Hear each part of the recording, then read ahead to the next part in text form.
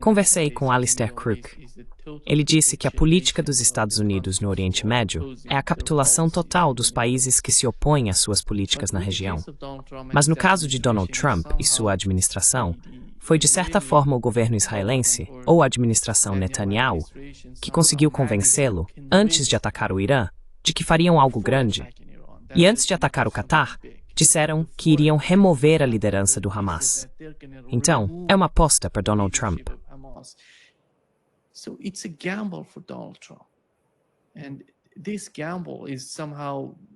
E essa aposta foi de alguma forma administrada pelos israelenses, e eles o convenceram de que poderiam fazer algo.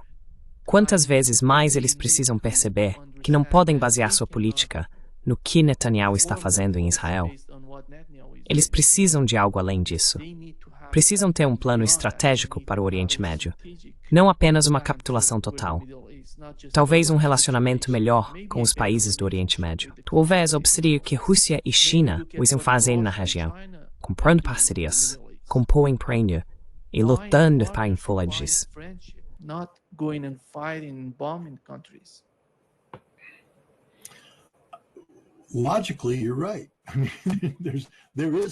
Logicamente, você está certo. Existe uma maneira melhor do ponto de vista lógico, mas isso nunca vai acontecer no governo Trump. Em primeiro lugar, estamos lidando com um governo anti-establishment em todos os sentidos, formas e aspectos. Não há instituições apoiando essa presidência, exceto aquelas geridas ou controladas por lobbies pró-Israel, como a AIPAC e outros.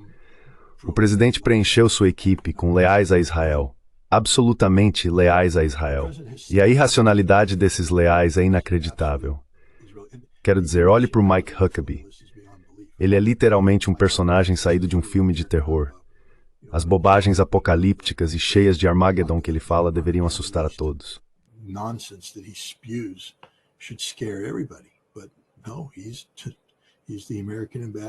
Mas não, ele é o embaixador americano em Israel, então pode dizer o que quiser. Normalmente você teria que se preocupar com o que a grande mídia diz. É isso que molda a opinião pública. Mas vivemos numa época em que a grande mídia, especialmente na era Trump, não é confiável para ninguém que apoia Donald Trump. Então é irrelevante o que eles dizem. Quero dizer, eles estão literalmente pregando para convertidos, reforçando posições de uma oposição política que já não é mais viável. O Partido Democrata não demonstrou capacidade de mobilizar nenhum movimento político anti-Trump significativo. Em vez disso, você tem pessoas como Laura Loomer, que sabe quem diabos é ela. Instead, you have people like Laura Loomer, who the hell is she? Nobody. Except she's got the ear of Donald Trump. Ninguém, exceto que ela tenha a atenção de Donald Trump. Então ela pode lumerizar as pessoas, sabe? Ela vai dizer, acho que essa pessoa é islamista, acho que essa pessoa é isso, e ela destrói as pessoas. E ninguém quer ser lumerizado, então todo mundo só está jogando o jogo. E o jogo é fazer o que Donald Trump quiser naquele momento. Houve um tempo, e de novo, sabe, quando eu era oficial de inteligência, quando entrei, me disseram desde o primeiro dia, seu trabalho não é dizer ao seu chefe o que ele ou ela quer ouvir. Seu trabalho é dizer a verdade nua e crua, e é trabalho deles lidar com a verdade. E você era avaliado por isso.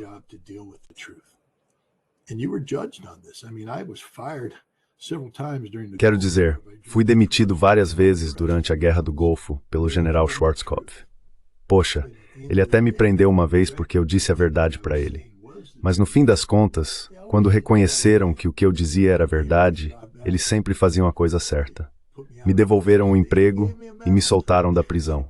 Chegaram até a me dar uma medalha. Disseram, bom garoto, pode ir.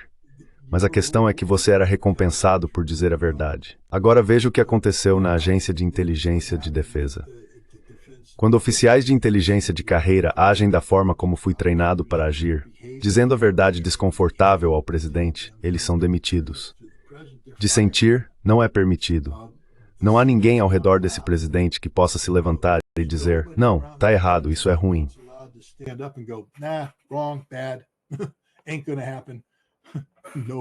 Isso não vai acontecer.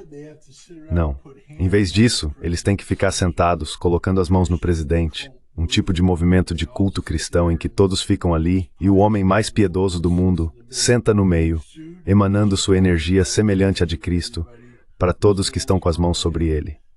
Quero dizer, é um culto, é literalmente um culto. É revoltante, para ser honesto, porque não é disso que a democracia americana deveria se tratar. Mas ninguém consegue enfrentar esse presidente e dizer a ele qual é a realidade, qual é a verdade. Quero dizer, quando a Tulsi Gabbard tenta fazer isso, ele a descarta. Ela está errada. A inteligência está errada.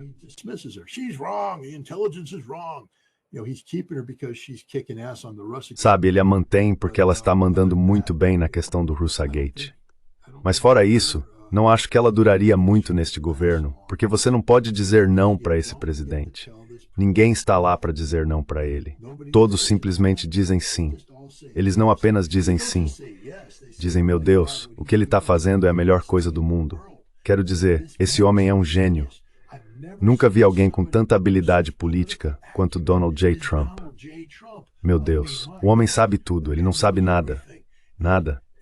Ele literalmente acha que é o melhor negociador. Ele é o pior negociador do mundo.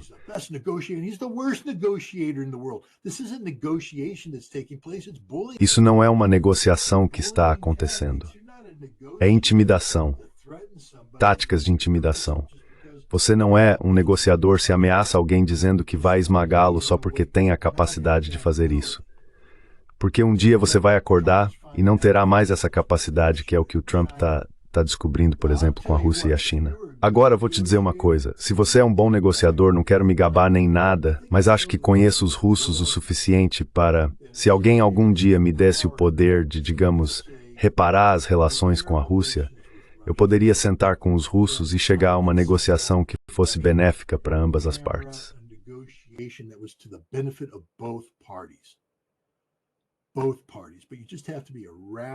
Ambos os partidos. Mas você só precisa ser uma pessoa racional e informada. O mesmo vale para a China.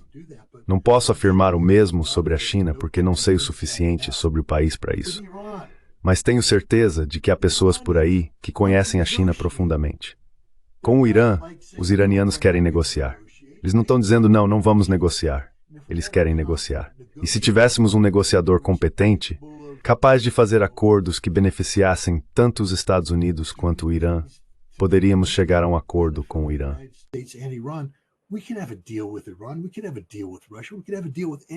Podemos fazer um acordo com a Rússia. Podemos fazer um acordo com qualquer um. Quero dizer, o mundo agora está procurando por um verdadeiro negociador. Donald Trump não é um negociador. Ele é um destruidor de acordos. Ele não faz acordos. Não é um acordo quando você intimida alguém. Isso é apenas bullying. E é isso que a América é hoje. Somos um valentão. O problema é que somos um valentão com barriga saliente e joelhos ruins. Temos um manguito rotador rompido. Temos artrite. Estou descrevendo todos os meus sintomas. Mas sabe, você não é muito valentão quando tem tantos problemas de saúde. Só conseguimos nos safar porque somos gordos e podemos deitar em cima de você e te esmagar. Mas sabemos que Donald Trump não é um negociador.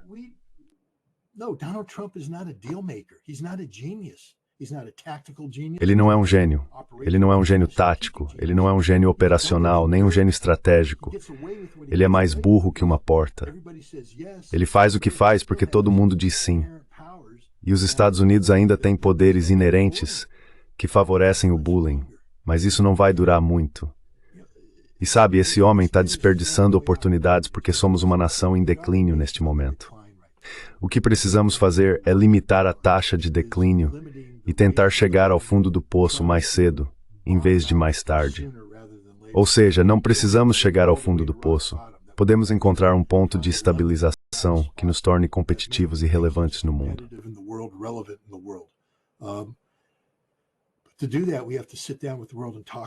Para fazer isso, precisamos sentar com o mundo e dialogar com o mundo. Precisamos nos integrar ao mundo. Precisamos nos importar.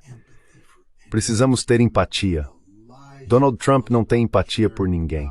Quero dizer, as mentiras que ele conta sobre se importar com soldados ucranianos, ele não se importa com soldados ucranianos. Porque se importasse, essa guerra já teria acabado. Tudo que Donald Trump está fazendo é prolongar o conflito e garantir que os ucranianos continuem morrendo a uma taxa de 90 mil por mês. já disse o suficiente.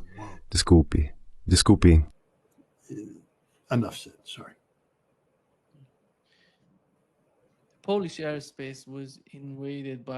O espaço aéreo polonês foi invadido por drones, e estão dizendo que esses drones vieram da Rússia. Acho que a melhor pergunta seria: cui bono? Quem vai se beneficiar do que está acontecendo? Por que a Rússia precisaria fazer isso? Qual é o benefício de invadir o espaço aéreo polonês? O que você acha disso? Hoje House Recruit disse que acha que tudo isso é uma operação de falsa bandeira. Eles querem, de alguma forma... Well, it's a complicated false flag operation. Bem, é uma operação de falsa bandeira complicada. O que quero dizer com isso é que, veja, a Rússia tem disparado ou voado esses clones do Shahed 136, os Geran 2, diferentes variações deles, na Ucrânia já faz algum tempo. Na noite passada, eles lançaram mais de 400 deles, e esses drones estão atingindo alvos por toda a Ucrânia. Os ucranianos estão trabalhando incansavelmente para encontrar uma solução para isso. As pessoas precisam entender que nada acontece no vácuo. A terceira lei de Newton se aplica a tudo na vida. E para a guerra é a mesma coisa. Para toda ação, há uma reação igual e oposta.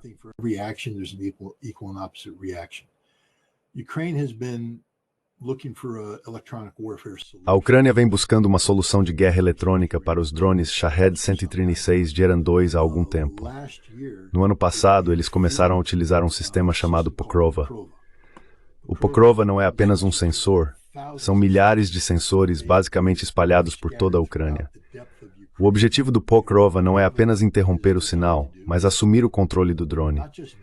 Inicialmente, o que se fazia com Pokrova era capturar o drone e derrubá-lo. Assim, então, quando os drones russos se aproximavam, bum, eles caíam. Mas o problema era que esses drones caíam e atingiam prédios civis, acertando alvos não intencionais.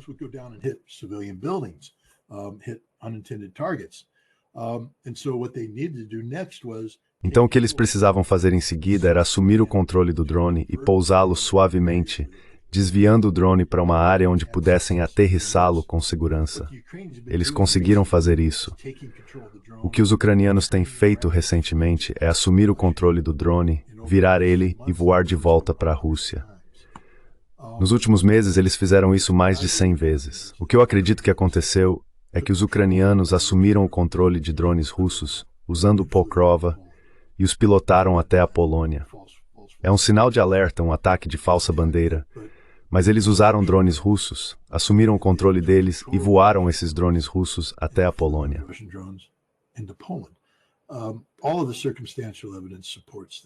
Todas as evidências circunstanciais apoiam isso. Em primeiro lugar, os drones entraram na Polônia pelo espaço aéreo da Bielorrússia. A Rússia não voa drones sobre o espaço aéreo bielorrusso. Se você observar os pontos de lançamento de todos os drones russos, eles estão fora da Bielorrússia. E a Rússia tem alvos específicos, além de planejar as trajetórias de voo de forma a evitar a possibilidade de acidentes desse tipo. Mas, se a Ucrânia realmente assumir o controle de um drone e depois voá-lo pelo espaço aéreo bielorrusso até a Polônia, isso faz parecer um ataque russo. As autoridades bielorrussas notificaram os poloneses e disseram: "Ei, há drones voando sobre o nosso território."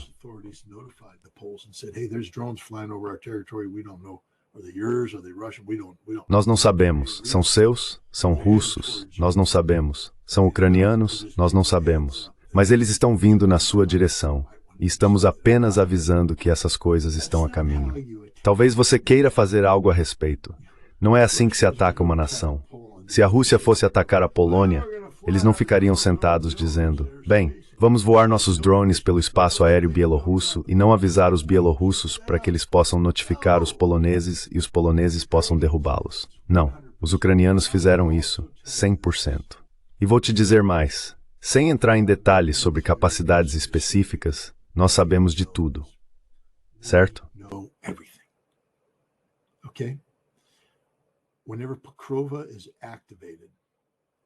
Sempre que a Pokrova é ativada, nós coletamos esse sinal. Quando a Pokrova assume o controle de um drone russo, nós coletamos esse sinal. Estamos cientes de tudo e sabemos muito bem o que a Ucrânia fez aqui.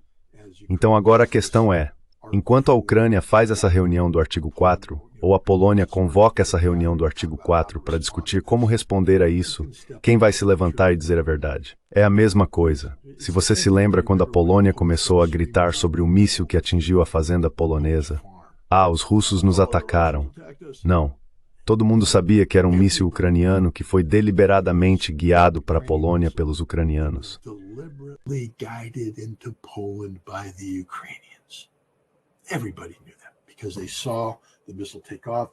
Todo mundo sabia disso porque viram o míssil decolar, viram o ponto de mira do radar mudar, o míssil voar até o ponto de mira e impactar. Todo mundo sabia que a Ucrânia atacou a Polônia. Não foi acidental, foi feito de propósito.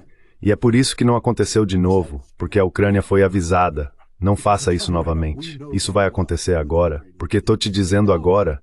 Nós sabemos muito bem o que os ucranianos fizeram. Nós sabemos. É só que temos plataformas de coleta operando na área que, sabe, nem um telefone peida sem a gente saber. Certo? E quando algo é poderoso, porque entendo o poder de que estamos falando aqui, o poder necessário para tomar controle de um Shahed 136, não é um único sensor.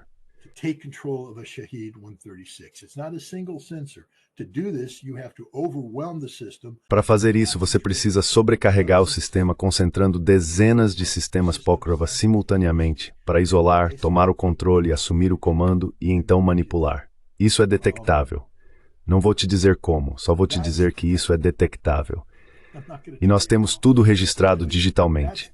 Sabemos tudo o que aconteceu. Sabemos quem foram os operadores que fizeram isso. Sabemos os nomes dos operadores porque nós os treinamos. Veja, a Ucrânia não inventou isso sozinha. Há muitas pessoas ajudando os ucranianos a fazer isso. Pense na Flex Industries. Sabe aquela que os russos acabaram de explodir? É. Então esses são os tipos de indústrias, os tipos de coisas que estão acontecendo para que a Ucrânia produza esses sistemas.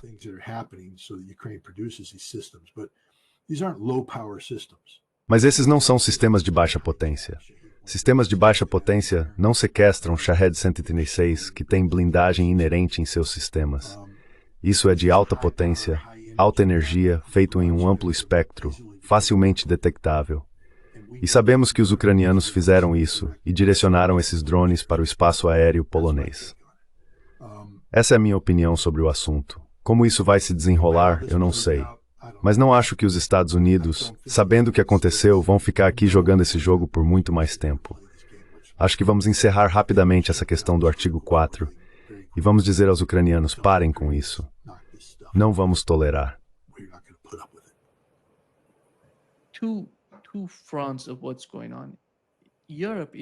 Dois aspectos do que está acontecendo. A Europa está em uma situação crítica. Eles estão sentindo muita pressão do governo Trump por causa das sanções, das tarifas que estão falando em impor à Rússia. O principal objetivo, o principal alvo dessas tarifas não é a Rússia. No final das contas, vai ser eventualmente a Europa.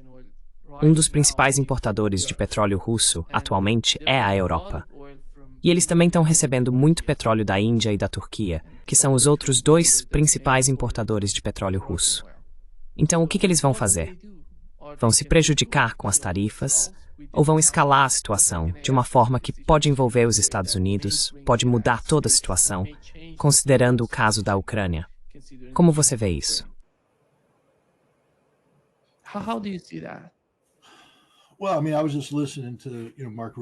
Bem, quero dizer, eu estava apenas ouvindo as palavras do Mark Rutte. São palavras vazias, considerando o que acabei de te dizer, no que eu apostaria. Ele sabe que o que está falando é teatro. Ninguém está nem aí se F-16 poloneses, F-35 holandeses e AWACS italianos estavam voando sobre a Polônia em um evento ensaiado. Quero dizer, não é isso que ele está tentando apresentar como um ato de força da OTAN. Olhe para a OTAN. Olhe para a unidade. Olhe para a solidariedade. Temos F-16 poloneses, F-35 holandeses, AWACS italianos.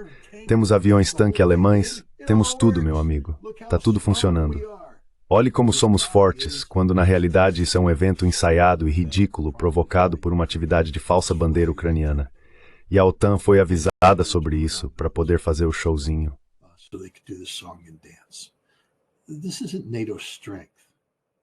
Isso não é força da OTAN. Não existe algo como força da OTAN. É uma piada absoluta. Enquanto isso acontece, só para que todos mantenham as coisas em perspectiva, o governo francês colapsou. Acabou. Terminou. Eles não vão se recuperar. Eles pegaram o Le Cornu, o ministro da Defesa, e agora ele é o primeiro-ministro. Mas ele nem pode formar um governo até conseguir aprovação parlamentar para o orçamento, o que não vai acontecer. Eles não vão concordar com um orçamento. Então ele está condenado ao fracasso, condenado ao colapso. Você tem a Marine Le Pen pedindo eleições antecipadas. O Macron não pode se dar ao luxo de ter eleições antecipadas, porque se ele fizer isso,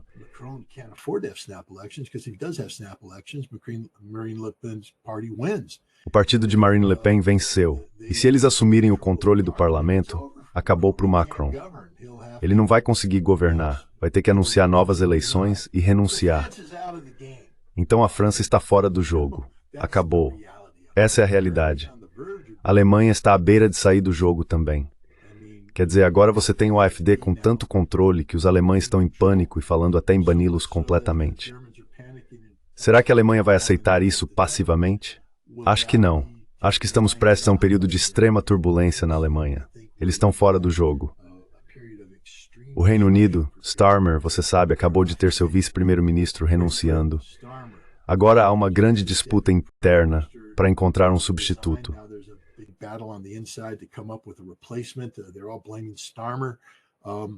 Eles estão todos culpando o Starmer. O Partido Reformista de Nigel Farage está crescendo nas pesquisas. Starmer está fora do jogo. Quem sobra? A Polônia. Uau! Eles não têm munição suficiente para 14 dias. Não há nada aqui. Nada. E a menos que os Estados Unidos estejam dispostos a assumir a liderança e tomar o controle, o que Trump não está disposto a fazer, tudo isso é só teoria grandiosa. É perigoso. Como você disse, o caça Rafale transporta uma bomba nuclear. O F-35 é uma aeronave com capacidade nuclear. As pessoas tendem a esquecer disso. Toda vez que um F-35 holandês decola, os russos pensam que ele pode estar armado com uma bomba nuclear. Então, de um F-35 holandês estar no aéreo polonês, os russos não ficam simplesmente pensando, tudo bem.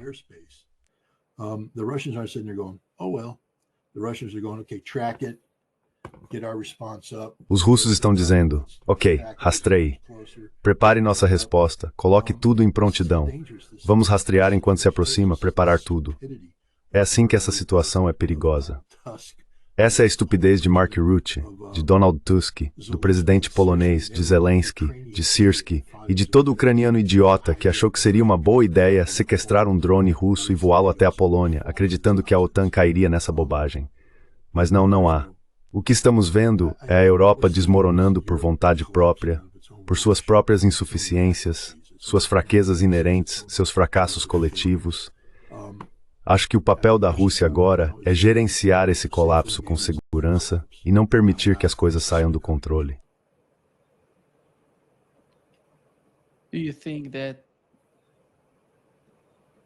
Você acha que com as mudanças acontecendo na Europa, isso de alguma forma ajudaria a situação na Ucrânia? Ou vamos ver novos líderes assumindo o poder, como a Meloni?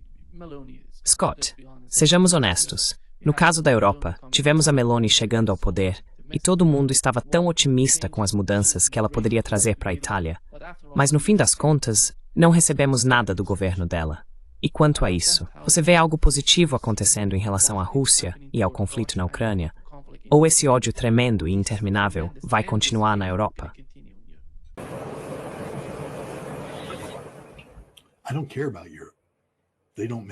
Eu não me importo com a Europa. Eles não têm importância. Quero dizer, o fato é que a Europa se excluiu. A Rússia não se importa com a Europa. Eles vão monitorar a Europa. Mas você acha que os russos perdem o sono pensando, droga, a França está indo por água abaixo. Estávamos realmente ansiosos por aquelas férias em Paris no próximo verão? Não.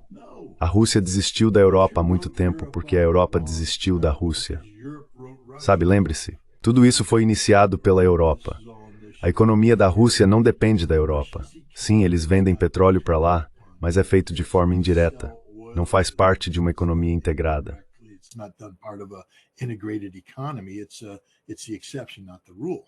É a exceção, não a regra. A Rússia vai fazer o que for necessário para vencer esse conflito em termos aceitáveis para ela. Isso será em detrimento da Ucrânia. Você tem Viktor Orbán falando sobre, sabe, vai haver uma zona russa, vai haver uma zona desmilitarizada, controlada pela Rússia, e então vai haver uma zona ocidental. Mas do que será composta essa zona ocidental? Bem, temos uma pista. Naryshkin, o chefe do Serviço de Inteligência Estrangeira da Rússia, no início do último verão realizou uma conferência onde discutiram o futuro.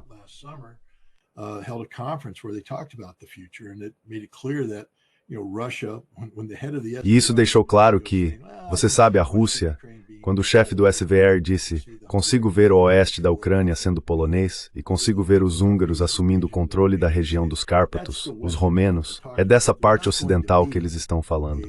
Não vai haver uma Ucrânia ocidental controlada pelo Ocidente, uma Ucrânia pró-Ocidente. A zona desmilitarizada, dada a realidade, será todo o restante e será controlada pela Rússia, monitorada por forças ucranianas pró-Rússia. Não haverá uma força de ocupação europeia no local, e então você verá uma Rússia ampliada. Temos uma ideia de como isso vai ser no mapa que foi exibido pelo Estado-Maior russo.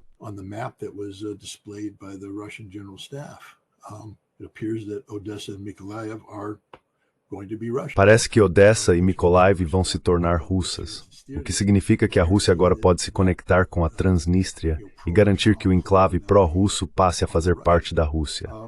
E então você verá uma desmilitarização significativa. Se você estender 150 quilômetros a partir dessa fronteira, é o restante da Ucrânia. E essa será a zona de amortecimento, no mínimo 150 quilômetros. Então é isso que vai acontecer, e está acontecendo enquanto falamos. Não há nada que a Ucrânia possa fazer para impedir. Você vê atos de desespero. A realidade é que a Ucrânia provavelmente cometeu assassinato em massa há alguns dias, quando lançou uma de suas próprias armas sobre aposentados em Donetsk e culpou uma FAB russa.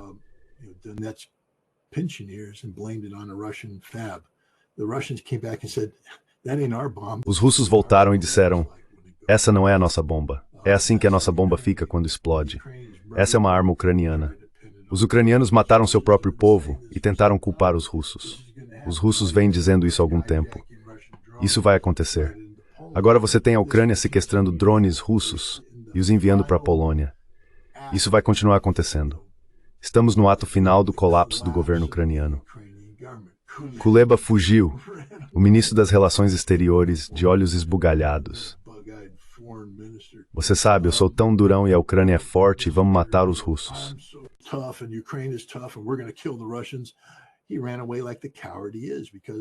Ele fugiu como o covarde que é porque chegou a hora de matar russos e ele não consegue fazer isso. Ninguém mais na Ucrânia consegue. Ninguém quer mais morrer por esse governo corrupto e infestado de nazistas, exceto os próprios nazistas. E infelizmente para a Rússia e para o mundo, parece que há nacionalistas ucranianos suficientes dispostos a continuar essa resistência. Então a Ucrânia vai lutar até o último ucraniano disposto a lutar. E isso pode ser muita gente.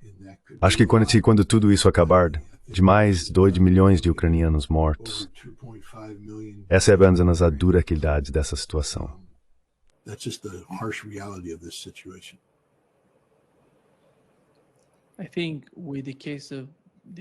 Eu acho que no caso do novo gasoduto entre a Rússia e a China, o gasoduto Sibéria 2, a energia que deveria ir para a Europa está indo para a China, vai acabar indo para a China.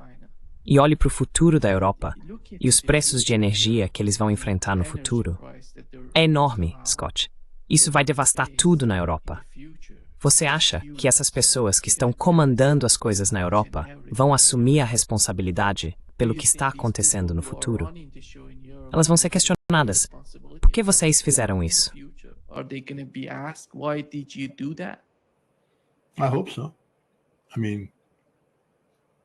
Eu espero que sim. Quero dizer, eles podem não assumir a responsabilidade, mas a responsabilidade pode ser imposta a eles. Não estou defendendo isso, mas acho que, sabe, quando você viu o colapso do Pacto de Varsóvia e o que aconteceu com Nicolae Ceausescu, a frustração que se acumulou dentro da Romênia levou à sua execução sumária. Temo que haja governos na Europa que vão terminar desse jeito, porque o nível de frustração vai ser... Eles vão se agarrar ao poder por tempo demais. Emmanuel Macron precisa entender que, sabe, ele pode ser um homem morto andando neste momento. He could be dead man walking right now. Because if he continues to hold on to power, porque se ele continuar se agarrando ao poder, mesmo quando a maioria do povo francês disser, já tivemos o suficiente de você, e ele insistir em permanecer no poder, levando ao colapso da sociedade, há uma chance maior do que 50% de que seus últimos dias serão passados, você sabe, como prisioneiro em seu pequeno palácio presidencial, com uma corte marcial sumária em um de seus cômodos, sendo levado para os fundos e fuzilado. A Alemanha também pode facilmente seguir esse caminho. Os alemães são pessoas civilizadas, mas não por muito tempo. Quer dizer, a civilização é uma camada muito fina. A realidade é que todos precisam entender que a sociedade é... Se você negar comida às pessoas por 3 dias, ocorre um colapso total da sociedade.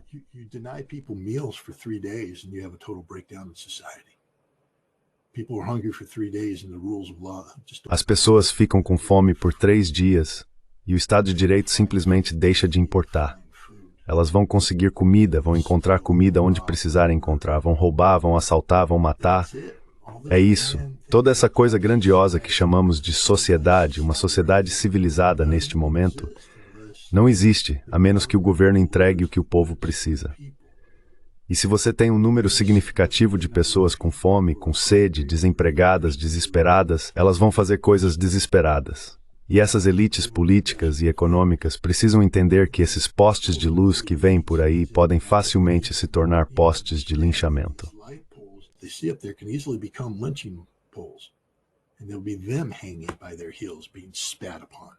E haverá aqueles pendurados pelos calcanhares, sendo cuspidos. A Europa está desmoronando, literalmente desmoronando enquanto falamos. Existem partidos de direita que estão ganhando prevalência agora, porque estão reagindo à liderança fracassada que dominou a Europa por décadas. E isso se manifestou no ato final. Isso não é uma piada. Eu não desejo isso a ninguém. Eu amo a Europa. Eu morei na Europa. Viajei por toda a Europa. Eu achava a Europa ótima. Mas essa Europa não existe mais. Eu estive recentemente na Suíça conversando com os suíços.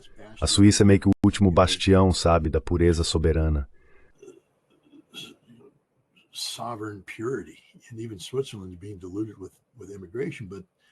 E até mesmo a Suíça está sendo inundada pela imigração. Mas eles falam sobre o que está acontecendo na Alemanha, falam sobre o que está acontecendo na França. Eles não reconhecem mais esses países por causa da imigração e assim por diante. E quando você tem esse tipo de transformação demográfica desenfreada e não planejada, isso só leva ao caos, caos absoluto. E isso fratura a sociedade de forma perigosa. Ora, isso está acontecendo aqui na América. Então, sabe, precisamos ser muito cuidadosos agora, estamos em nossos pedestais. Sentamos aqui e apenas olhamos ao redor. Quero dizer, olho para o meu pequeno enclave em Del Mar e é pacífico. Todo mundo aqui tem uma casa. As casas são bem cuidadas.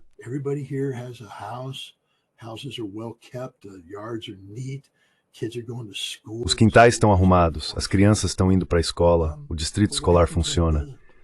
Mas o que acontece quando não funciona? Não quero prever o futuro, mas sabe, se de repente não houver gasolina, o centro comercial não tiver comida, e todo mundo que mora no subúrbio acordar um dia e a eletricidade estiver intermitente, a geladeira parar de funcionar, toda a comida que você estocou estragar, agora você está com fome. O que você faz? Ainda somos uma sociedade civilizada nesse momento? Você aguenta um dia, sai e fala com seu vizinho, ei, estou com fome. 2 dias. No terceiro dia,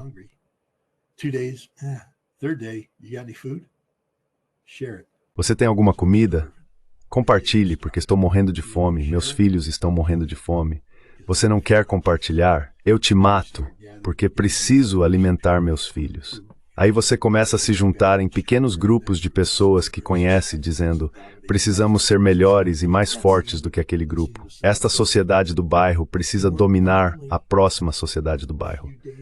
Esse é o fim. Esse é o fim da civilização. E estamos a apenas alguns dias disso acontecer. Alguns dias sem comida, sem energia, sem nada. A civilização é uma camada muito fina.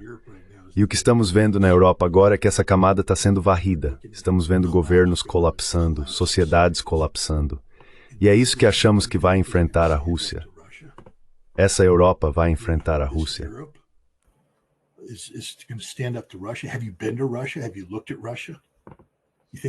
Você já esteve na Rússia? Já olhou para a Rússia? Você acha que isso está acontecendo na Rússia agora? Não, o oposto está acontecendo na Rússia. Então eu simplesmente fico cansado dos europeus se colocando como se fosse uma forma de vida superior. Na verdade, a Europa está péssima agora. Em todos os aspectos está ruim. Sabe, é só que temos esse legado psicológico de que a civilização europeia é o centro do universo. Tudo é definido a partir do ponto de vista eurocêntrico. Civilização, a expansão do colonialismo europeu, impérios europeus conquistando o mundo. Então achamos que a civilização europeia é o ápice, mas não é. Na verdade, se você se aprofundar na história da Europa, percebe que a civilização foi construída sobre conquista, assassinato, roubo, pilhagem, genocídio. Conquest, murder, theft, robbery, genocide. Maybe we shouldn't embrace it as sort of Talvez não devêssemos abraçar isso como se fosse tudo de maravilhoso neste mundo. Não estou dizendo que o que os chineses fizeram foi melhor, ou o que qualquer outro império fez ao redor do mundo. Só estou dizendo que a ideia de excepcionalismo europeu é uma noção fundamentalmente falha, especialmente dado o fato de que os europeus não conseguem sustentar isso. Olhe para a Europa hoje. É um desastre. A OTAN é uma aliança europeia. Se você tira os Estados Unidos, a OTAN não é nada. Essa declaração do Mark Rutte prova isso, porque ele pode sentar lá e falar sobre F-16 poloneses, F-35 holandeses, AWACS italianos. Nada disso significa algo de verdade, porque é tudo encenação. Não é real, não é uma demonstração real de força, é só pose. Assim como a Europa é uma pose falsa. Olha como somos civilizados. Mas eles não são civilizados.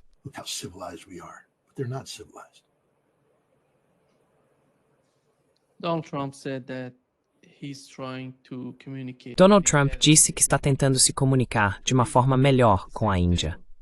2 dias atrás, tivemos o secretário de Comércio, Lutnick, falando sobre a Índia, dizendo que se a Índia quiser um relacionamento melhor com os Estados Unidos, ela pode ter isso se sair do BRICS. E você sabe, é a mesma política, capitulação.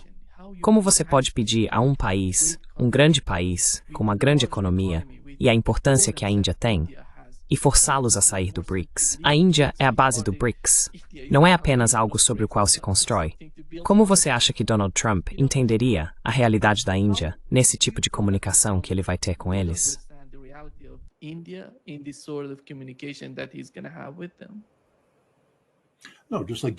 Não, assim como Donald Trump não entende a realidade de nada, ele meio que se cercou de idiotas. Quero dizer, o secretário de comércio dele, certo, Lutnick? Comércio, sim. Ele deveria ser demitido na hora. Quero dizer, se eu fosse o presidente dos Estados Unidos e Lutnick falasse, eu ligaria para ele e diria quem aprovou suas declarações. Porque veja, eu sou o presidente dos Estados Unidos e sou eu quem participa das reuniões de política. E da última vez que verifiquei, não dissemos que a política dos Estados Unidos era afastar a Índia do BRICS. Você está inventando isso? Ou talvez essa seja a política de Donald Trump. E então ele, sabe, ele teria que lidar com as consequências disso. Vemos isso em todos os aspectos. Scott Ritter, por exemplo, vamos colapsar a economia russa. Sério, Scott, essa é a política oficial dos Estados Unidos? Então, quando Donald Trump pegar o telefone e falar com Vladimir Putin, ele deveria dizer, a propósito, estamos tentando colapsar sua economia.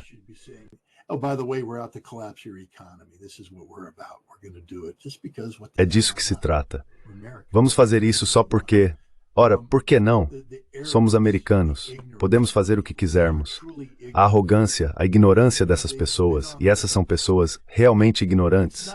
Sabe, eles têm estado, não é... Tenho que tomar cuidado aqui. Quando você vive num sistema capitalista corrupto, e isso é a América. Vamos lá, cara. Só falar sobre o mercado de ações, falar sobre o Congresso e informações privilegiadas e como o dinheiro funciona na América. Se você tem dinheiro, você faz dinheiro. Se não tem dinheiro, você é um otário achando que vai ganhar dinheiro. Mas tudo que as pessoas fazem é ganhar dinheiro em cima do dinheiro que você está tentando ganhar, entende? Então, quando você tem os Lutnicks e os Bessons, eu derrotei o Goldman Sachs. Você derrotou o Goldman Sachs porque você é um canalha corrupto. I beat Goldman Sachs. You beat Goldman Sachs because you're a corrupt asshole. All right? You're not a smart guy. Você não é uma pessoa inteligente. Ser corrupto não demonstra inteligência. Isso só significa que você é corrupto. Você não está manipulando o sistema. Donald Trump manipulou o sistema. Foi assim que ele ganhou dinheiro, brechas fiscais, falências, 7 falências, sabe? Mas do jeito que as leis de falência são escritas, você pode se recuperar disso e ganhar dinheiro. Isso não é sucesso, é fracasso. É fracasso corrupto. Esses caras são tão corruptos. Eles são literalmente criminosos econômicos que aprenderam a manipular o sistema. O sistema é fundamentalmente injusto, fundamentalmente corrupto, e ainda assim são esses caras que se beneficiam dele. Agora vemos eles sendo promovidos a posições de poder. E sabe, antigamente a gente só tinha pessoas corruptas que fingiam não ser corruptas.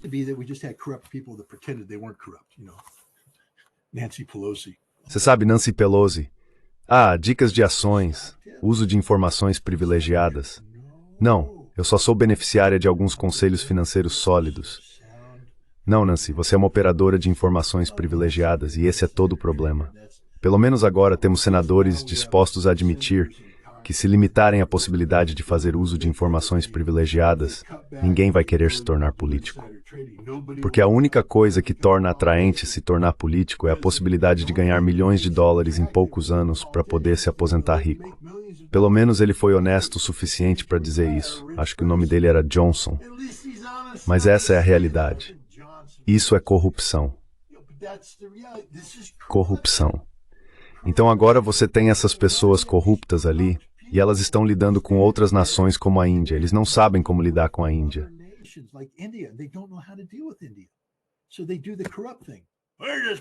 Então eles fazem a coisa corrupta. Vamos simplesmente tirar isso deles, vamos intimidá-los e vamos usar nosso poder de monopólio. Isso pode funcionar aqui nos Estados Unidos. Tem funcionado aqui nos Estados Unidos. Mas não vai funcionar no exterior, porque agora estamos falando de soberania. E a menos que eu tenha entendido a Índia errado, não vejo os indianos dizendo, sim, é isso que vamos fazer. Vamos sair do BRICS e fazer tudo o que vocês querem só para nos tornarmos uma nação de operadores de TI. Porque é assim que vocês os veem. Quer dizer, não foi isso que ele disse? Vamos tirar a capacidade da Índia de telefonar, porque ele enxerga a Índia apenas como aquela voz do outro lado da linha. Sabe, quando seu cartão de crédito não funciona, ou quando seu telefone não funciona, e oi, Verizon. Verizon? Hello, yes, I'm here to help you. Olá, sim, estou aqui para ajudar você. Desculpe, esse é meu terrível sotaque indiano.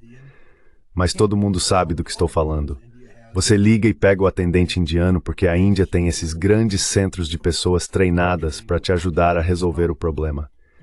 Mas a Índia não é só isso. Quero dizer, o racismo, Scott, você está chamando ele de racista, mas acabou de fazer um sotaque indiano horrível.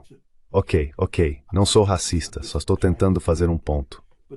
Mas o racismo que está implícito no que, sabe, o Nick está falando, vamos acabar com isso, como se fosse só isso que a Índia representa. Sabe, a Índia tem reatores nucleares avançados, reatores nucleares de tório. Pessoal, pesquisem. A Índia é esse país enorme que eles alimentam. This massive country that they feed, the logistics of doing India, it's different than America. A logística de operar na Índia é diferente dos Estados Unidos, mas a logística é sofisticada. Não é bonita, mas funciona. Eles têm indústrias, eles produzem coisas, eles são integrados de maneiras que o Lepnik nem começa a compreender. Nós não...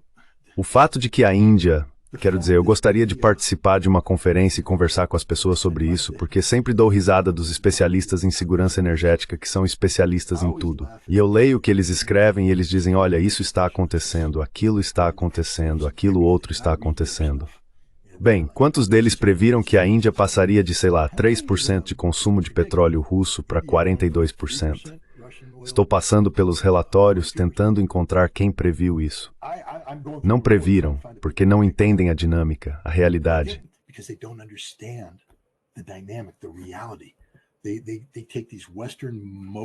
Eles pegam esses modos de pensar ocidentais e tentam aplicá-los a coisas que não entendem. Depois ficam ali coçando a cabeça, dizendo como isso aconteceu, como isso funciona. A frota sombra, vamos acabar com a frota sombra russa. Não, vocês não conseguiram. Nem de perto, porque vocês não entendem a frota sombra russa. Vocês não entendem a economia russa. Vocês não entendem a economia mundial. Vocês não entendem nada. E esse é o Lepnik. Ele acha que ao mirar em certos setores da economia indiana, vamos quebrar a Índia. Ele não entende que a Índia está trabalhando com a Rússia, China, Brasil, o Sul Global, para criar uma realidade econômica alternativa que não depende dos Estados Unidos.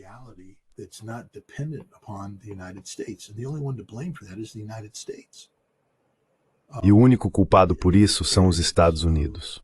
Mais uma vez, a arrogância desses conselheiros econômicos do Trump. Eu não entendo nada de tarifas. Não vou fingir que entendo.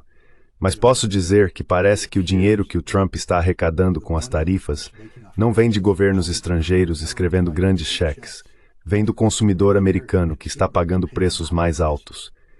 Quero dizer, nós estávamos fazendo compras na segunda-feira, isso foi há 2 dias, tentando comprar presentes.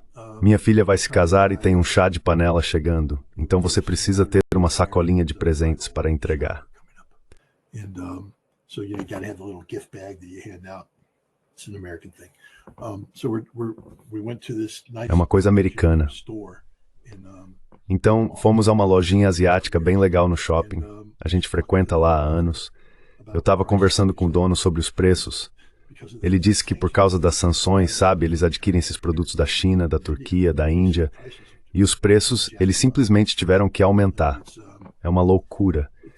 Ele disse que os preços aumentaram. Eu perguntei, então vocês estão repassando isso para o cliente?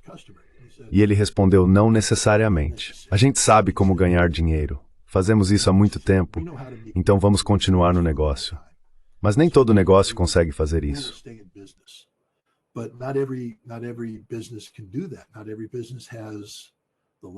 Nem toda empresa tem margem para absorver os custos sem ir à falência.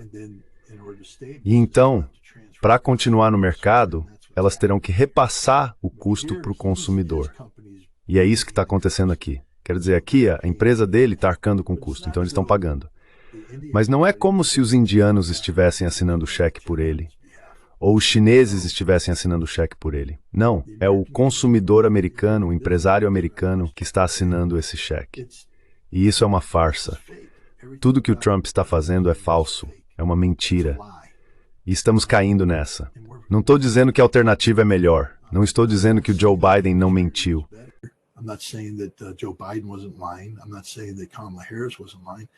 Não estou dizendo que Kamala Harris não estava mentindo. Era um tipo diferente de mentira, um nível diferente de sofisticação. Era uma mentira mais sofisticada. Uma mentira que havia sido adoçada para o povo americano por tanto tempo que paramos de pensar que era uma mentira. Donald Trump chegou e nos apresentou uma mentira totalmente nova. Era para ser algo diferente, mas no fim das contas é só uma mentira. É tudo mentira. É tudo sobre pessoas corruptas tentando ganhar dinheiro às custas do cidadão americano comum. É isso que é no fim das contas. É corrupção. Apenas tipos de pessoas, suor e o trabalho do americano médio.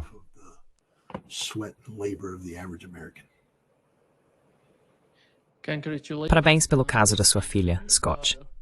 Mas não é só nos Estados Unidos. Fazemos o mesmo aqui no Brasil.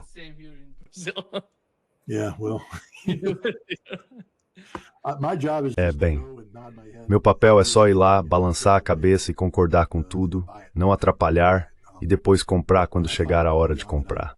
Sim, no começo eu achei que teria liberdade artística para expressar minha opinião. Mas não, meu trabalho não é dar minha opinião. Meu trabalho é ceder a opinião, ao gênio inerente daqueles que estão planejando isso.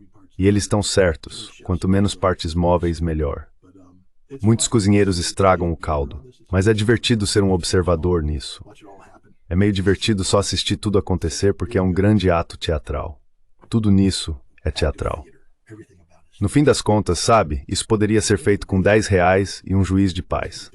Só ir lá, dizer que está casado, assinar o maldito documento, pegar o envelope de dinheiro e ir para a lua de mel.